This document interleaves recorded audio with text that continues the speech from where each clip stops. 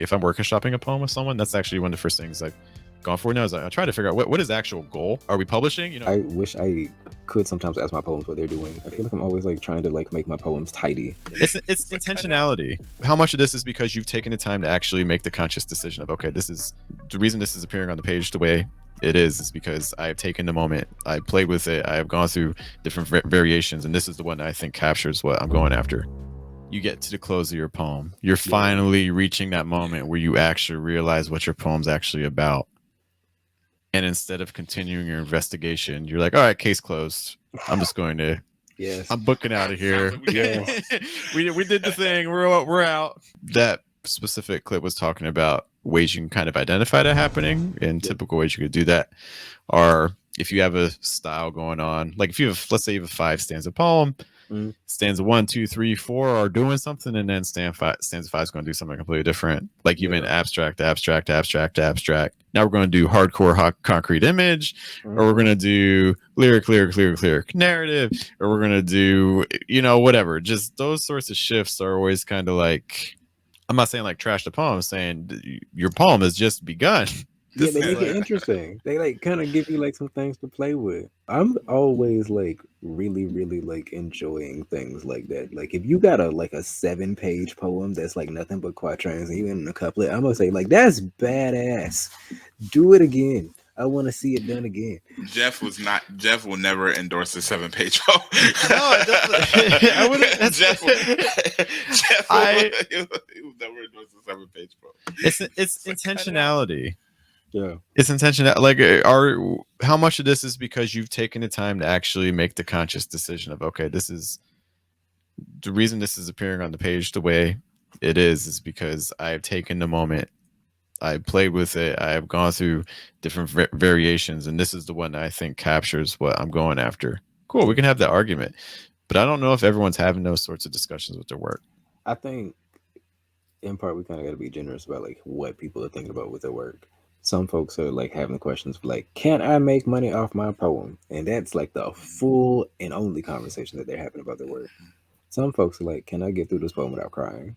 Also, Jeff, now I got to see this poem that's like in tercets or in quatrains that ends in a couplet, because I'm really with like lines of like even numbers for some reason. It's something about just it being halved and you being like, I have the same amount on each side. Like something about it brings some symmetry to my brain. It can be hard to fight against the neatness. That part. I feel like I'm always like trying to like make my poems tidy, and they're just like, we don't like this. We want to like burst out of this. It's hard. I think some of that's just like education and things like that. I like also what you mentioned too about just talking to because one of the things that when I'm like, if I'm workshopping a poem with someone, that's actually one of the first things I've gone for now is I try to figure out what is the actual goal. Yeah, like are we publishing? If we're aiming for like a tier 1 journal, that's a very different mindset that we have to approach the poem with. Whereas like if we're like, hey, I want to write this like love poem for someone, I think trying to get the goal down has been something I've really tried to shift with.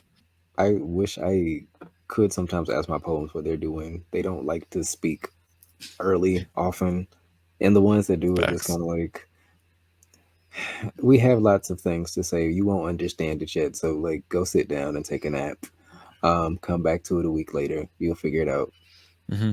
Just to say, my poems are difficult often.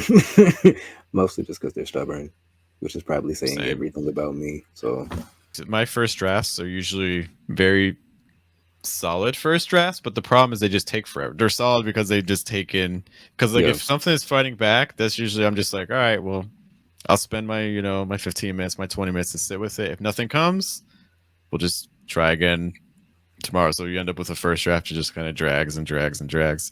I have a draft like that right now. It's about like 3 weeks old, and it won't move. It's like, nope, don't talk to me. I'm not telling you what this means. Yeah. Don't look at me. Like, don't ask me no questions. I won't speak. I said what I said, and you will sit with it. And I think the key is just not getting frustrated with it. It's like, all right, it's true.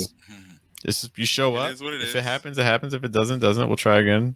That's the part, like the teaching yourself, like how to deal with yourself in a workshop. I don't know. I've been trying not to trigger myself while I'm like editing poems and revising things lately. It's tough. But I do feel like if I end up like hitting an emotion, I'm like in the right like direction. I'm like, ooh, why does this make me like annoyed? Why does this make me sad? What's happening? Emotion is the big unlock. People aren't going to remember what you wrote, but they are going to remember how you made them feel. And I think it's the same thing with a poem. You come back to that poem that's like, you remember that poem that you read 10 years ago. You don't remember all the words from it, but you remember how it made you